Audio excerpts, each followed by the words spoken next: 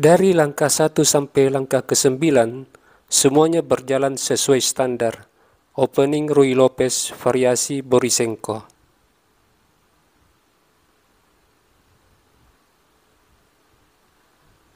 Permainan ini menunjukkan bagaimana gaya permainan posisional dari Carlsen. Bagaimana menempatkan perwira pada posisi yang tepat, dan bagaimana memberi satu pion, kemudian mengambil pion lawan di saat yang tepat, dengan keuntungan penempatan perwira yang lebih bernilai strategis dibandingkan dengan perwira lawan. Oleh karena itu, bagi Anda yang ingin belajar bermain posisi, simpan video ini di playlist agar Anda bisa menonton di waktu lain. Bagaimana sebaiknya kita melihat struktur bangunan buah hitam? Pertama, kita melihat situasi di sentrum. Di sini ada dua pion hitam yang berada di petak gelap, dan pion E5 menjadi poin penting dalam pertarungan di sentrum. Dan pion ini kemungkinan menjadi sasaran serangan dari putih dengan dorong pion D4. Sebuah upaya melemahkan kekuatan hitam di sentrum. Magnus menyadari situasi ini. Dia merespon dengan mengundurkan kudanya. Sebuah manuver yang sangat jelas arahnya, yaitu petak D7. Langkah ini juga memiliki tujuan mengosongkan diagonal terang yang akan ditempati gajah. Permainan berlanjut dengan D4, kuda D7, kuda D2, gajah fianchetto, gajah C2, benteng E8, kuda F1, manuver kuda putih yang merupakan ciri khas dari Ruy Lopez. Gajah F8 membuat benteng memiliki koneksi dengan pion E5. Kuda G3, kemudian Magnus mendorong pion untuk mengontrol petak terang di wilayah sayap raja. Juga memberi kemungkinan mengalihkan gajah ke G7. Saman Aditya yang memiliki elo rating 2500 membuka jalur benteng dengan dorong pion. Memukul pion A4 memberi kesempatan perwira putih berkembang. Di sini Magnus kuda B6. Magnus membagi tugas kepada dua kudanya. Kuda F6 bertugas di sayap raja, dan kuda B6 bertugas di sayap menteri. Sebuah prinsip keseimbangan mengantisipasi pola pergerakan buah putih. Permainan berlanjut dengan B3. Pion B kali A, dan pion juga memukul.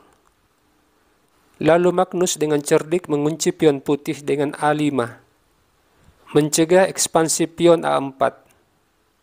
Putih mengalihkan benteng ke jalur B, direspon dengan gajah fianchetto, pion sentrum dipukul, pion D kali E, kemudian putih tidak sabar untuk memasuki permainan akhir. Dia melakukan pertukaran menteri, benteng kali menteri.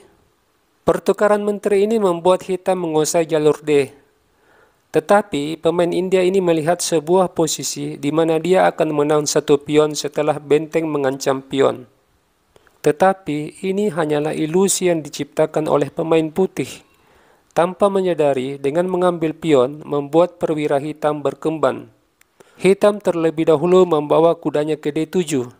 Sekarang hitam memiliki sepasang kuda yang memiliki koordinasi yang sangat bagus. Lalu putih melanjutkan rencananya dengan memukul pion. Dengan mengambil pion, maka putih telah membantu hitam membuka jalur bagi benteng hitam. Sebuah jalur yang membuka serangan langsung menyerang pion. Dan hitam mengambil keuntungan ini dengan mengadu benteng. Dan pertukaran terjadi. Bagaimana putih melindungi pion? Jika benteng menyerang kuda dengan tujuan mengikat sepasang kuda hitam, hitam bisa menjaga kuda ini dengan gajah C6. Sekarang pion A4 sulit dipertahankan. Kita kembali. Di sini putih memilih gajah E3. Kuda kali pion, kemudian benteng menyerang gajah, gajah menghindar, putih menyerang kuda dengan benteng, lalu benteng diserang dengan gajah F8, benteng balik menyerang gajah terang. Sebuah langkah yang membawa benteng terjebak dan pada akhirnya putih kalah kualitas. Sebelum kita lanjut, di sini ada pilihan yang menarik, yaitu gajah kali kuda. Apabila gajah kali benteng, tentu saja putih menang perwira setelah gajah memukul gajah. Atau jika di posisi ini, gajah kali gajah, benteng ancam pion. Pion dilindungi dengan gajah, kuda E2, gajah menyerang benteng, benteng diadu, pertukaran benteng. Alternatif ini lebih baik dari pilihan sebelumnya. Oke, kita kembali ke partai yang sebenarnya. Pada permainan ini, putih menggeser bentengnya ke C4. Lalu kuda menutup akses benteng, gajah ditukar dengan kuda, gajah memukul gajah, kemudian putih mengambil pion. Tidak ingin kalah pion, Magnus juga memukul pion F. Raja memukul gajah, lalu Magnus memukul kuda E5, sambil menyerang benteng, benteng balik menyerang kuda, kuda dilindungi dengan pion, gajah skak, raja F8, raja E3, benteng menjaga pion C7, kuda E2, dan Magnus membawa rajanya lebih aktif. Dijawab dengan kuda menyerang gajah, lantas raja hitam menyerang benteng, benteng memukul gajah,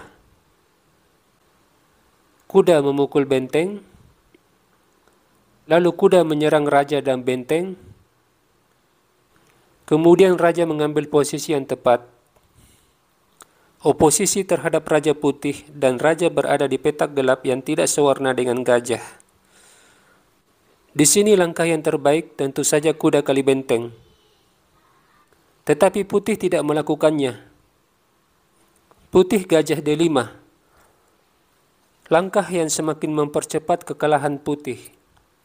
Lalu Magnus menjaga kuda C6 dengan benteng. Hitam lalu memukul pion sambil menyerang benteng. Tetapi Magnus dengan cerdik menempatkan bentengnya di A5.